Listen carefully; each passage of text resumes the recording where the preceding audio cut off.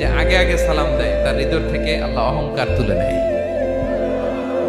আগে সালাম দেয়, পারবেন? ফোন করলেই আগে কি বলবেন? বাসায় ঢুকেই আগে কি কি বলবেন?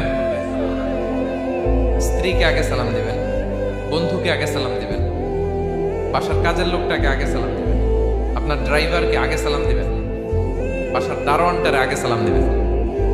ফকির একটা আসলে আপনি সালাম দিয়ে ফেলবেন, পারবেন?